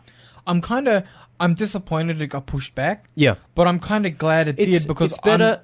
I'm glad that Taika gets to do the next Thor, and Yeah. I'm glad that James Gunn gets to continue his run on Guardians. It's better that he gets to finish Guardians than just some other guy does it. Like, Taika would have done a good job. Oh, definitely. But I'm glad Taika's doing Thor. But, If anyone can handle Love and Thunder, Yeah. it's Taika. I wouldn't, honestly, I don't know if I'd trust anyone else No. to handle such a divisive arc in the comics, to say the least, because a lot of and nitpickers also, really didn't like that. And also to continue what he did so well in Ragnarok, which was make Thor cool again. Yeah, he understands Yeah. the essence of not just Thor, but Yeah. the whole 80s metal comic like, kind of thing. like awesome powers. The Led and- Zeppelin soundtrack. Yeah. Yeah, like he got that. Yeah. Like, I don't think they really got that with Thor 1. No, Thor. You know what I Thor mean? one- Like- well, I think we talked about this maybe on the old show, maybe not on Tuesday Review, but like because Kenneth Branagh did the first Thor, and he's like Shakespeare and all that, and he's like, it's Shakespeare, you have to be like big, and we were like, no, he's bloody Thor, like he's like he needs to be a heavy metal 80s album cover, like Man-O-War, like ridiculous, like ripped dude, like it needs to be a cool kind of, which is what Taika got, and which he's carrying on into Love and Thunder with the cool logo and So I'm keen as a jelly bean. hype. Much hype. A lot of hype. So much hype this week. No, I know. It is hype week. So Black Panther 2 that was announced? no, it wasn't announced. That's why I put it at the very end of the notes here, because Oh, it's coming. it's definitely coming out, but we just don't know when. It's not in Phase 4? Yeah, they didn't put it into the timeline of the releases. So I'm keen for it. I'm happy to wait. yeah, look, all these movies we're really looking forward to. We're not exactly. So yeah, it's like we're not starving for Marvel content. Yeah, like if this is meant to be the cosmic phase, let's maybe not put Black Panther in the cosmic phase. Unless they send him into space. Yeah, yeah. Black Panther in space would be cool. Yeah. But the one thing that should have been in the cosmic phase, Captain Marvel 2 was not in the Phase 4. So again, like, you know what? I'd be happy if Captain Marvel 2 is Monica Rambeau and you leave Carol Danvers out of it. Just get rid of Carol Danvers, make her a side character. I don't care about Carol Danvers. That would be really interesting if Brie Larson... She's got that can I speak to the manager haircut? And yeah. She's kind of like, I'm too busy for everyone else. Like, Monica Rambeau's where it's at, man. In the comics too, not just in the MCU. Because it's interesting that they're going to introduce Monica, adult Monica, I should say, in WandaVision. In WandaVision? No, in... where did I say she was going to be introduced? WandaVision. Yeah, WandaVision. Yeah, which is really weird. Yeah. And yeah, she gets her powers. She becomes that's what I was Marvel, saying. Yeah, and then they're not doing Captain Marvel 2 in this Phase 4. They should have made it the start of Phase 4, as I said, and made Black Widow where Captain Marvel was released last year. So, last year? Captain Marvel? When was Captain Marvel released? Early this year? This year. Yeah, this year. So, but you know what I mean? They should have been swapped. Yeah, definitely. Black Widow's release and Captain Marvel's release should have been swapped. Yeah. And Captain Marvel should have been the start of Phase 4 and be like, and you could still have introduce adult Monica Rambeau in the same place. And all you'd have to change is that Captain Marvel doesn't show up at the end of Endgame. That's all you'd have to change. Yeah. And at the start, which you can easily rewrite that and make it a better film. Yeah. Yeah, so hopefully it won't be Carol. But I mean, it will, because I don't think Brie Larson signed on to one or two movies. Well, yeah, I mean, but yeah. like, it's interesting that Black Panther 2 and Captain Marvel 2 A weren't team up announced. would be more palatable for me. That would be cool. Yeah, I'd be cool with that. Yeah. And last but definitely not least, Blade. Mahershala Ali was announced as Blade. He was characterized in the announcement cool. as a human with vampire strength is how they characterized it. Is that what I said? I can't remember what you said the other day. Let me see. Yeah. He needs to put on... Blade is being characterized as human with vampire strength, rubs me the wrong way. Has Mahershala Ali played a bulky character before? Because, granted, the last thing I watched him in was True Detective. He was pretty big in Moonlight. Like, it wasn't an action movie, but, like, he had muscles. Pretty big? Okay. Because Blade is a But even not, like, he's like, not a small guy. No, Blade's I'm sure he can do it. What are we talking about? He's Mahershala Ali. Yeah. But what you were saying, Callum, was the way they described the new Blade in the Phase 4 announcement. A human with vampire No, this is technically not a Phase 4 announcement. No, this is just a concurrent to that. Yeah. Which is interesting. We'll talk about that. But yeah, the way Kevin Feige or whoever was announcing it said that. With vampire strength, in quotation marks. Which we were arguing the other night about how Blade is actually like half human, half vampire. Yeah. At least in the comics, he's characterized differently, and even in the older movies. I think it's nothing. I can see your problems with it, but I think it's misspoke. Just I think it's just I the think way in the actual movie it will be quite different than the way it's been characterized now. Like I think they're not dumb enough because people have seen the Wesley Snipes movie. People know what Blade is. They probably don't even have a full script yet. No, this is just the announcement. They're going to reboot it with Mahershala Ali, which is awesome. Kevin Feige said something along the lines of when Mahershala Ali calls you about a movie, you pick up the phone. I think Mahershala Ali approached Marvel. He contacted them? Yeah, I think Mahershala Ali... That's cool. From what I read, Mahershala Ali... Well, hopefully that means he's really into it. Yeah, well... Maybe he had his own idea. From what I read... Which they won't let him do because it's Disney. Yeah. No, from what I read, Mahershala Ali approached Marvel about making Blade. Oh. With him as the titular character. That's interesting. That's what I read on the internet. Man, so I'm excited. What I like...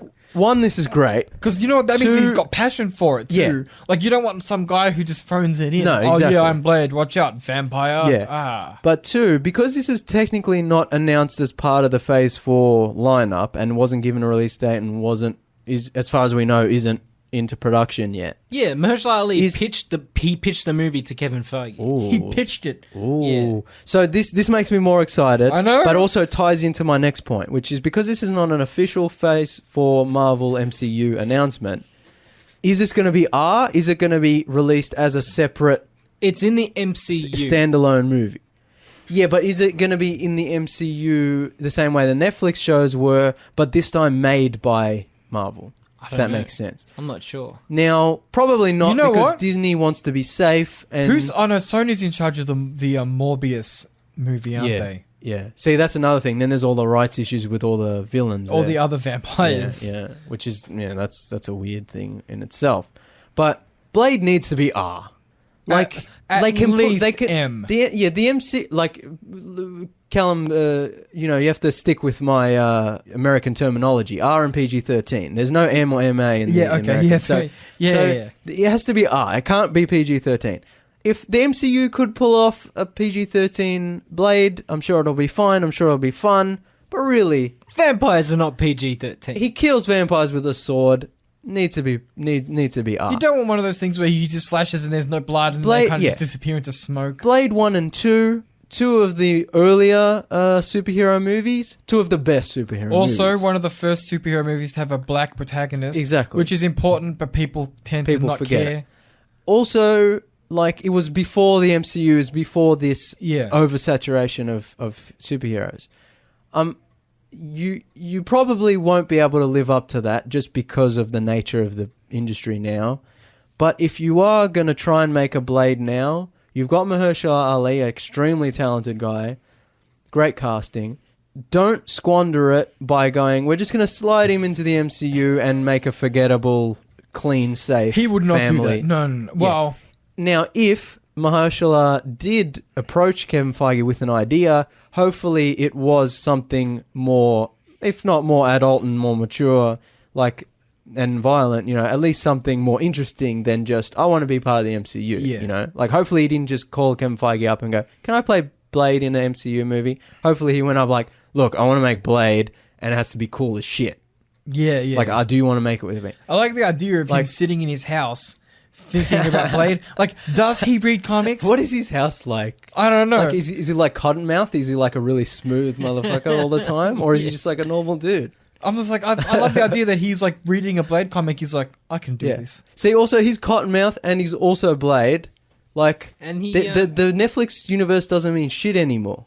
It didn't mean shit in the first place because the MCU can do whatever they want. Alfred Woodard plays 2 different characters. Like, they can do whatever they want. But my point is, if they want to live up to the first 2 Blade movies, I like to think they're going to have to really, really do something special. And something special in this case would be making an adult standalone film, possibly even releasing it under not the Disney banner. Release it under the Marvel banner, but the studio... Like a Marvel Knights movie. Yeah, exactly. Either that or like a Marvel, and then, because, Disney owns everyone, release it... Fox Searchlight. Yeah, release it Searchlight, or I think they own Touchstone, if I'm not mistaken.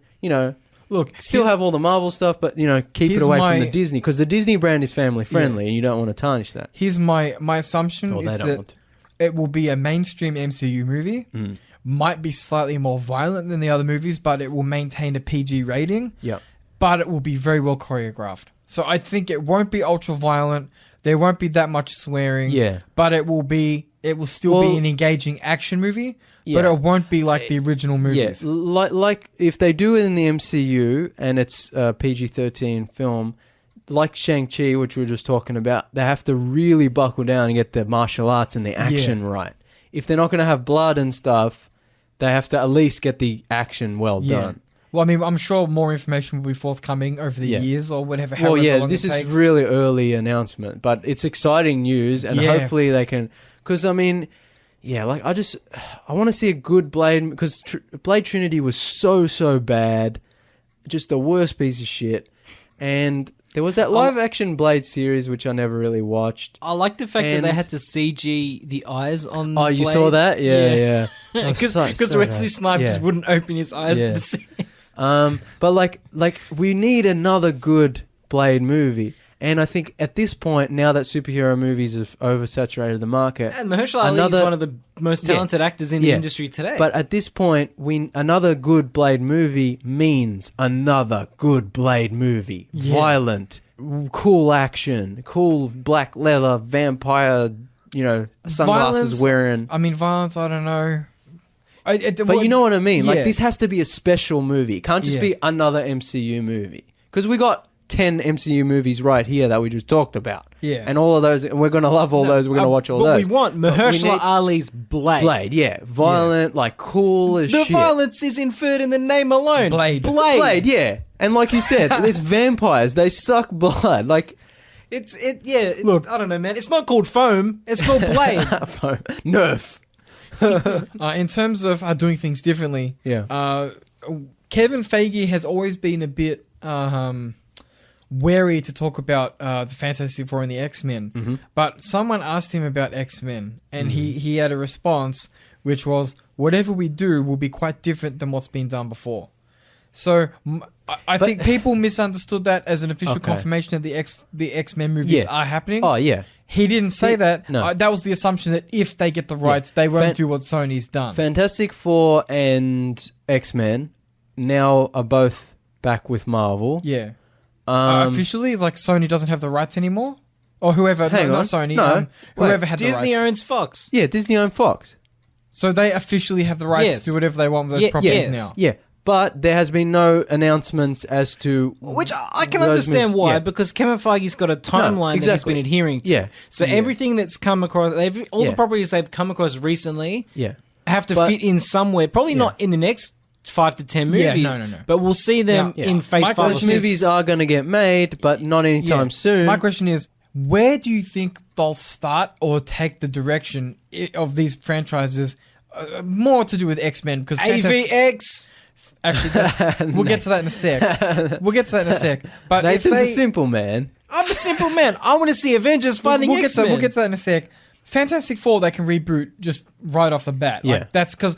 They never made any Fantastic Four movies. No. So it'll be good to see finally the Fantastic Four on the big screen. Yeah. But the X-Men will be a little trickier because I don't think they're going to want to introduce anything. They're just going to be like, you already know the X-Men. We're not fucking around. We talked about this in the Endgame as well, I think, and possibly in another episode, possibly about Spider-Man or something. But we talked about how they can introduce them and what they're going to do with them. And I feel like...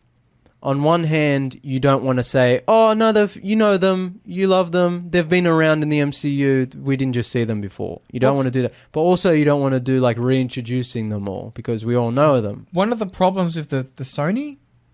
Fox X-Men movies, Fox, I should say. I always get confused because Sony and Spider-Man. Yeah. One of the problems of those films is they ruined a whole bunch of characters and villains. Yeah. It's like, so when you had Age of Apocalypse... Yeah. They made a giant mess of Apocalypse. Yeah. So if they were to reboot Apocalypse, I don't want to necessarily see Apocalypse on the screen again. Yeah. But I know that if the MCU do Apocalypse, it would be good. It's the same with Doctor Doom. I really want to see a good MCU Doctor Doom, and he's been ruined so many times. We've never seen Doctor Doom on the screen. No, we haven't. But it's the same with Sony and Spider-Man. Like, they ruined all his villains, and now Sony still technically owns the rights to all his villains, including Morbius, who's also a Blade villain, so they can't even use that. I think he's a Blade villain. Yeah, I know he's a Spider-Man villain as well. Of course, he's a vampire. He has to be a Blade villain. But, like, they're ruining it, and then they're making a standalone movie to cash in because they have the rights. There's no creativity there whatsoever. And now Blade's being made, and it's like, well, you can't use Morbius because Morbius is still owned by Sony, and they're ruining that. And it's like, just give it all to Kevin Feige. Yeah, just stop. Just don't hold on to it. But also, profit share. You'll make more money than you do by yourself. But also, as we keep saying, as much as we love the MCU, it's sad that we don't get to see the different interpretations, the more violent interpretations, the more out there interpretations. We need that as well. And hopefully, Marvel Knights is potentially, with Blade, going to be a thing. And they should advertise it as such, so that not a bunch of idiots take their kids and then complain. Yeah. Look, Deadpool did... Advertise... You're Disney. Advertise it every day of the week, all day.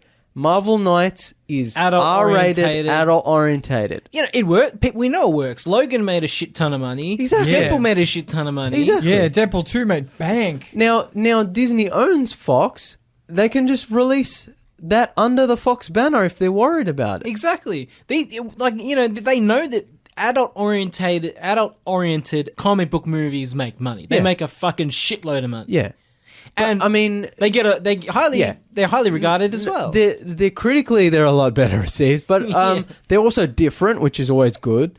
But yeah, at the end of the day, they choose the safe route to appeal to the biggest audience to make the most amount of money. But yeah, we really need something different and something more mature. No. That's what, like, I don't want a PG Sandman. Exactly. You know what I mean? But that's why Netflix is so great. Thank you, Netflix. No, but I'm saying it's like... That's what we were talking about on the last episode. You know, even something like The Orville, which is pretty clean and shouldn't really be over-the-top violent or nudity or sex or swearing. But that going from Fox to Hulu, like, that just frees it up. It's like a breath. Like, you can finally... Your chest is uncompressed. Like, you're no longer... And the next step is Quentin Tarantino's Star Trek. That's never going to happen. It happens in my dreams. Yeah, in your dreams. It happens in your dreams too. There's AVX and Tarantino. You have the same dreams. No, yeah, that's... Yeah, I can't lie. Now, I was going to say, you mentioned AVX. They could do that. They might. Look, I feel like it'd take 2 films though. I don't think something like that. That could be the next big... I feel like I feel like we might be repeating ourselves from an earlier episode, but that's also too close to Civil War. Yeah, I feel like if they do the whole, Avengers versus X-Men, introducing the X-Men, they still have to put a whole heap of work. They can't just be like, they're from an alternate universe and they fight the Avengers. That's why it'd take 2 movies. Yeah, exactly. Like, you'd have to have to establish these characters over 2 films. See, Phase 6, Phase 6, Phase 7. Because Kevin Feige has had a plan of this series from the very beginning. It's possible, Avengers... Is it Avengers 5 now? It would be the next one? Yes. So they had 1, Avengers 4, yeah.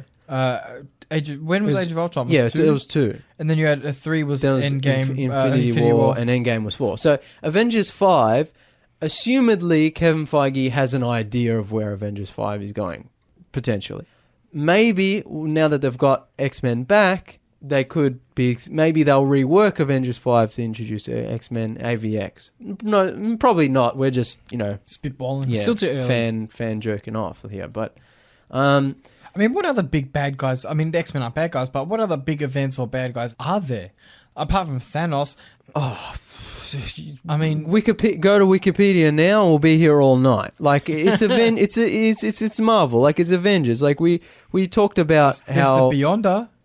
Yeah, actually, we talked about Secret Wars as well. Like, if they could do a whole thing where, you know, they get transported. Because if this is the cosmic phase, if Phase 4... that's how they could also implement the X-Men. Yeah, exactly. We talked about this on an earlier show. Like, they implement the X-Men and the whole cosmic phase and put it together and do instead of Avengers 5, they do Secret Wars. And just to be in space, Spider-Man's there, everyone's there fighting. Yeah. Introduce Spider-Man. Not Tom Holland. Well, we'll see how that goes. Yeah. Sony screwing shit. Spidey, maybe. Sony fucking it up for everyone again. If I was whoever's running Disney at the moment, yeah, because I think Bob Iger stepped down or something. I don't know. But anyway, I'd be like, look, man, whoever on Sony, how much money do you need? We need this going forward. Yeah. Well, yeah, we talked about in the Spider-Man review where it's like Sony's dumb, but they're not dumb enough to stop this deal. They had to do no work on the Spider-Man movies. To make all the money. Disney did everything. Yeah. Sony did nothing. Yeah. And Sony got, what, half the money? Yeah. It's just basic business 101, exactly. Man. If you don't have to do any work and you get half the profit, you take that arrangement. Yeah. So... exciting times. Very exciting. I'm very much looking forward to pretty much everything in Phase 5. No, Phase 4? Like Phase 5. Everything we mentioned. Phase 4, Phase 5. Phase 4. Phase 4. Yeah. I was saying Avengers 5. That's why you got confused. Yeah. But yeah, everything we talked about tonight, we're gonna watch everything. We're gonna watch all the TV shows. Every second. Yeah. And we're gonna. That includes all the stingers, which we'll be freaking out over in the future. Yeah, which we'll be making 2-hour episodes based on. Like, we love it, but it's like, it's just, we'll just have to see how they go about it and how it develops and will it live up to our expectations, and will they keep up this? You know what? I'm going to answer those questions right now. Mm-hmm. They mostly will live up to expectations, and the momentum will continue forward. Yeah, but like you because how old is the MCU right now? When did Iron Man 1 come out? 11 years old. And I'm still excited as shit. Oh, it's a really cool, and it's cool because it's like, this is unseen or unheard of in cinema history. So it's like, even long-running franchises like Bond and Godzilla, that's like every once in a while you get a new movie. Yeah. You know, you get different actors. I think this is like a consistent inbuilt, and that's what I love about the MCU. It's the live-action version of comic books. Yeah. It runs forever. Everyone changes identities and mantles. Everyone's getting with everyone. Everyone's dying and resurrecting. It's like, and it just keeps going. Yeah. Like, they've got, at least in my mind, another at least minimum 10 years of hype. Oh, definitely. And like, we talk about fatigue, but it's like every time they announce it or every time we see a new one, fatigue goes away. Yeah, we get excited for the next one because it's like, it's the anti-Star Wars. The MCU is the cinematic embodiment of getting an issue of a comic book, getting to that last page, last page cliffhanger, to be continued, and being like, I can't wait till the next issue comes out, and then you get the next issue, and then the next issue, and the next issue. We only get a couple issues a year. What was it like? It's like three a year. But then plus TV shows, you know. Yeah. Oh, the TV shows. We get weeklies now. Yeah. We get weeklies and our biannuals. Yeah. That's right. Not to mention the other miscellaneous comic book stuff we get that's not Marvel related. It's a good time to be a comic book fan. Oh yeah. But yeah, what I'm a bit, you know, like I always say, like, you still want some stuff to be different. You still want some stuff to be more mature. You still want some stuff to be more weird. So, as much as you love the MCU, I keep repeating myself, you know, it's just a shame that they're stuck in that, you know, their own lane. Yeah. But yeah, hopefully we can get some outsider stuff, and hopefully Blade is that, and hopefully, you know, that lives up to our expectations. And hopefully, like, how do I say this? Captain Marvel wasn't great and did some things we really didn't like. But they can improve on They can improve upon that. But then the end credits scene of Spider-Man kind of threw that in our faces and kind of doubled down on that. And I hope Captain Marvel 2 and Monica's taking up the mantle possibly, or becoming her own hero. And God, I hope so. I hope they don't screw that up. Like, you don't want Captain Marvel 2 I would be shattered to suffer from the same problems as Captain Marvel 1. If they fucked up Monica Rambeau, I would be shattered. Yeah. I remember before the Captain Marvel movie came out, you're like, why isn't it Monica? Why isn't it Monica? Why isn't it Monica? I'm like every day. People like I was like, Marvel's cool. Yeah. But it's like, Carol Danvers isn't even the coolest female Captain Marvel. Yeah. I mean, exactly. So, but like, I hope they don't fall into the same traps that they have been before. Because otherwise, maybe Captain Marvel 3 can be a Ragnarok-style reboot of Captain Marvel and make it good. Kind of like how Thor 1 and 2 weren't great. There's precedent for it now. Yeah. It's like people have brought back But that's also what's great about the MCU, is if something's not going great, you can change it up a little. Yeah. Change the theme, change the tone. Yeah. In 30 years, I'd say 30 years, I should say maybe 20 years, we might be talking about the rebooted MCU.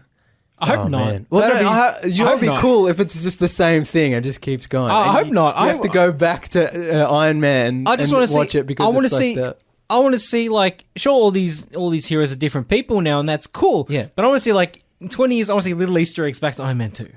Yeah. Just like little things. Just like refer to movie 2. For all the 60-year-olds in the crowd who grew up watching the MCU. I'd love it if they just continue with the same heroes, but at the start of, like, whenever a character's replaced, it'll have so-and-so is now played by whatever the new name is. That way they can keep the continuity. That's why I'm really excited about, like, the MCU as well. It's like, in the comics, after years and years of after 50 years of Captain America being Steve Rogers being Captain America, the mantle goes to Sam or goes to Bucky. Yeah. And they can now do that in the MCU, which they could never do before in movies. That's true, yeah. Because you could never take it that long. Yeah. You couldn't do a movie with Steve and then he hands off the mantle the next movie, because that wouldn't mean anything. But after, 10 years of Chris Evans as Steve Rogers being Falcon. And now he's handing the mantle, and then Bucky, and I think I've talked about this, Sebastian Stan, I think, signed on for like 10 movies. So it's like, eventually, the mantle might go to Bucky as well.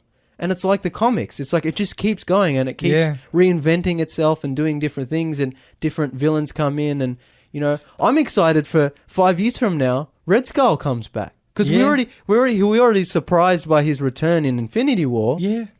You know what I'm also interested in? The characters that people tend to forget. Yeah. That they forgot because Marvel can't use them because they're owned by... who owns the Hulk rights? Paramount, I want to say. It's a weird deal they have going. That's why there's never been a Hulk solo film. Like probably after Incredible Hulk. She-Hulk is a cool character. Yeah. But she's also... What I love is she's also a lawyer. And she's like one of the Avengers' personal lawyer or some shit. It's hilarious. See, this is the great thing about the MCU. After Mark Ruffalo retires as the Hulk, they could introduce She-Hulk. It'll be cool. Yeah, no, she's a great character too. She joins the Fantastic Four for a while. It's like what I've been... Yeah, and they can introduce Fantastic Four and have her. And it's like... They can... And that ties into Professor Hulk, which they've already introduced. Yeah, that'd be cool. And, we talked about Kate Bishop, handing the mantle down. We've talked about...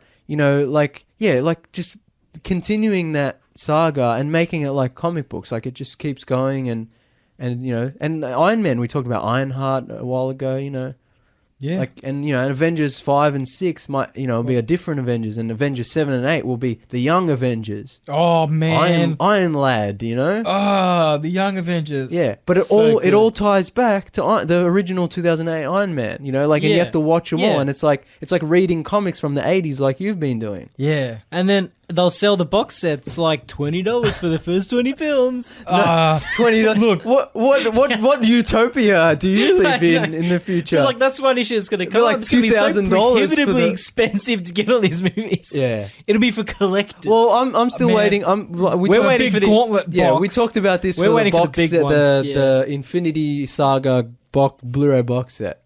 Which I will pay a lot for, but there's a limit. Like, this is not... What about the lesser one, that just a really nice case that comes with all the movies but doesn't have a big gauntlet? I just want... Yeah, as long as I have the movies, yeah. And also, similar case art. Like, you want it to be like one nice collection. That would be cool if it's got all the Avengers lined up. You know how they do that big group shot? But it's on the side of the box? Yeah, that'd be cool. That would be cool. I think we're all out of time. Yeah. Thank you for listening. Like and share the Tuesday Review Facebook page. Follow us on Twitter at Tuesday Review AU. Follow James on Instagram at Channel Drifter. You can find our previous episodes on your favorite podcasting app. If you like video games, check out Callum and Jake's show Sunrise Arcade. If you like cars, check out Maddie J's show Car Talk TORQUE. Make sure to rate, review, and subscribe to the Tuesday Review on iTunes. Adios, cousins.